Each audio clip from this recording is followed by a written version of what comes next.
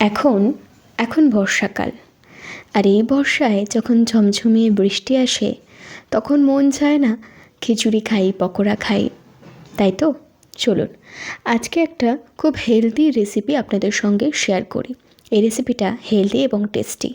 Healthy কারণ এটাতে আমি 1 চামচ তেল ব্যবহার করব।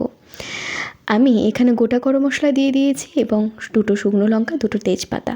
এখানে দিয়ে দিলাম পেঁয়াজ কুচি। কিছু পেঁয়াজে হলুদ মাখানো ছিল, কারণ ওই পেঁয়াজটা আমি কেটে অনেকক্ষণ রেখে দিয়েছিলাম, তাই কারণ সেই জন্যই আমি ওই পেঁয়াজগুলোতে হলুদ এবং নুন মাখিয়ে রেখে দিয়েছিলাম, যাতে পেঁয়াজটা নষ্ট না হয়। আপনারা ওইভাবে পেঁয়াজ কিন্তু ফ্রিজেও রেখে দিতে পারেন নুন হলুদ মাখিয়ে। আমি এখানে আদা রসুন দিয়ে দিয়েছিলাম 1 চামচ করে, সেগুলোকেও খুব অল্প আঁচে ভালো করে পেঁয়াজের সঙ্গে ভেজে নিয়েছি। আমি এখানে যে মশলাটা ব্যবহার করলাম, 1 চামচ জিরে, 1 চামচ ধনে, 2 চামচ নুন এবং 2 চামচ হলুদ।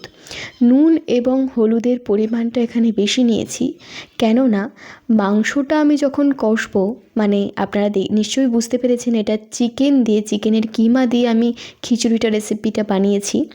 মাংসটা যখন কষবো এবং মাংসটা যখন খিচুড়িতে দেয়া হবে, কষা মাংসটা, যাতে মাংস থেকে নুনটা না খিচুড়ির সঙ্গে মিশে যায়, সেই কারণেই এখানে নুনটা আমি একটু বেশি দিয়েছি। আর এখানে নুন বেশি দিলে একদমই কোনো সমস্যা নেই, কারণ এটা খিচুড়ির সঙ্গে মিশে যাবে। বরং এতে খুব ভালো হয়, তাতে মাংস থেকে নুনটা বেরিয়ে যায় না। অল্প অল্প জল অ্যাড করে আমি এই মশলাটা খুব ভালো করে কষিয়ে নিচ্ছি এবং দিয়ে দিলাম 1 চামচ চিনি। চিনিটা দেওয়া হয়েছে একটু টেস্টের জন্য এবং কালারের জন্য। আমার মশলাটা প্রায় কষা হয়ে গেছে। আমি এবার এখানে দিয়ে দেব মাংসের কিমা। আমি এখানে মুরগির মাংসের কিমা ব্যবহার করেছি, যেহেতু এটা হেলদি একটা রেসিপি, সেই কারণে। আর মুরগির মাংস সত্যি খুব হেলদি। আমরা এই মশলার সঙ্গে মাংসটাকে খুব ধৈর্য সহকারে কিন্তু কষিয়ে নেব। আপনারা দেখতেই পাচ্ছেন কড়াইয়ের তলায় কিন্তু একটুও মশলা লেগে নেই, একটুও মশলা পুড়ে যায়নি। আমি অল্প অল্প জল আঁচড়া দিয়ে এই পুরো মশলাটা, এই পুরো চিকেনের মশলাটা এবং চিকেনটা কষিয়ে নিচ্ছি খুব ভালো করে। এখানে নুন বেশি দেওয়ার কারণে কোনো ভয় নেই, কারণ আপনারা যখন খিচুড়ির মধ্যে মাংসটা দেবেন, মাংস থেকে অনেকটা নুন খিচুড়ির মধ্যে ছড়িয়ে যাবে, সেই কারণেই মাংসের মধ্যে আমি নুনটা একটু বেশি দিয়েছি। আমার মাংস কিন্তু কষা কমপ্লিট। আমি একটা টেস্ট করেও দেখে নিয়েছি, একটু নুন বেশি লাগছে, কিন্তু সেটা কিন্তু ভালোর জন্যই, কারণ এটা খিচুড়ির সঙ্গে মিশবে। আমি এরপর একটু ভালো করে জল দিয়ে, একটু বেশি জল দিয়ে, 1 গ্লাস জল দিয়ে এবং চিকেনের মশলা দিয়ে মাংসটা 2 মিনিট মতন ফুটিয়ে নিলাম, নিয়ে কিন্তু নামিয়ে নিয়েছি। অন্য একটি কড়াইয়ের মধ্যে আমি মুগের ডালটাকে ভেজে নিচ্ছি। এখানে আমি 1 কাপ পরিমাণের মুগের ডাল ভেজেছি। মুগের ডাল থেকে সুন্দর একটা গন্ধ চলে এলে সেই মুগের ডালটা আমি নামিয়ে নিলাম।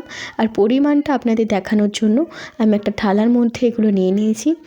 1 কাপ মসুর ডাল, 1 কাপ মুগ ডাল এবং 1 কাপের একটু বেশি চাল।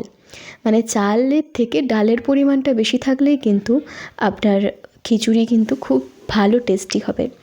আমি চাল এবং ডাল খুব ভালো করে ধুয়ে রেখেছি এবং হাঁড়ির মধ্যে জল গরম করে তার মধ্যে দিয়ে দিয়েছি চাল এবং ডাল। এটা একটুখানি ফুটে এলে এর মধ্যে আমি 4টে আলু কেটে রেখেছিলাম, সেগুলো দিয়ে দিলাম। আপনারা চাইলে আলুর বদলে বা আলুর সঙ্গে অন্য কোনো সবজি অ্যাড করতে পারেন। যেহেতু আমি এটা চিকেনের কিমা দিয়ে করছি, আমি অন্য কোনো সবজি এখানে অ্যাড করছি না। আর হঠাৎ করে বৃষ্টি এসেছে, হঠাৎ করে মন চেয়েছে খিচুড়ি খেতে, সেই কারণে বাড়িতে না অন্যান্য সবজি আমার কাছে খুব বেশি অ্যাভেলেবেল ছিল না, সেই কারণে দিইনি। তারপরে ওই কষিয়ে রাখা মাংস এবং মাংসের সঙ্গে যে মশলাটা ছিল সবটাই আমি খিচুড়ির মধ্যে দিয়ে দিয়েছি। এর মধ্যে আলাদা করে আর কোনো মশলা দেওয়ার প্রয়োজন নেই। আপনারা যারা আমার রেসিপি দেখেন তারা সবাই কিন্তু জানেন আমি খুব অল্প তেল দিয়ে রান্না করি, যাতে রান্নাটা খেতে তাতে কিন্তু স্বাদ একটুও কমে না। আপনারা একটু দেখবেন করে এই রেসিপিটা। আমি হাঁড়ির মধ্যে আরও 2 চামচ নুন দিয়েছি, কারণ আরও 2 চামচ নুনের প্রয়োজন ছিল। অল্প তেলে রান্না করলে রান্নার কিন্তু একটুও টেস্ট কমে না, বরং সেটা খেতে খুব হেলদি এবং টেস্টিও হয়। আমি এখানে পরিমাণ মতন গরম মশলা এবং 1 চামচ ঘি দিয়ে আমি এখানে হাঁড়িটাকে চাপা দিয়ে রেখে দিলাম এবং অন্য একটি জায়গায় নিয়ে অন্য একটি গ্যাসের ওভেনে পুড়িয়ে নিচ্ছি কিছু পাঁপড় খিচুড়ির সঙ্গে খাওয়ার জন্য। আমি অল্প তেলে রান্না করি, কিন্তু রান্নার টেস্ট একটুও কমে না। আপনারাও একটু করে দেখুন, তাতে সবাই খুব সুস্থ থাকবেন এবং হেলদি খাবার খাওয়ার অভ্যাস হয়ে যাবে আপনাদেরও। আমি এখানে খিচুড়িটা নিয়ে নিচ্ছি থালার মধ্যে, আর অল্প তেলে কিছু ভাজা করে রেখেছিলাম, কারণ বর্ষার সময় খিচুড়ির সঙ্গে ভাজা খেতে একটু ভালো লাগে।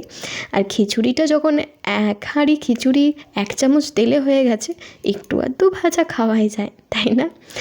যাই হোক, আমি খিচুড়িটা এখানে নিয়ে নিলাম। দেখতেই পাচ্ছেন আমি মাংসের কিমাটা একটু বেশি নিয়েছিলাম বলে প্রত্যেকটা মুখে মাংসের কিমা পড়বে, যে কারণে খুব ভালো লাগে খেতে। আপনারাও মাংসর কিমাটা একটু পরিমাণ মতন ভালো করে নেওয়ার চেষ্টা করবেন। আমি এখানে বেগুন নিয়ে নিলাম, পটল নিয়ে নিলাম এবং আলু ভাজা নিয়ে নিলাম, আর আগে থেকে পুড়িয়ে রাখা পাঁপড়টাও নিয়ে নিলাম। আমার কাছে মশলা পাঁপড় ছিল। আপনারা যে কোনো পাঁপড় এইভাবে পুড়িয়ে একটু খেতে পারেন খিচুড়ির সঙ্গে, অসাধারণ লাগবে।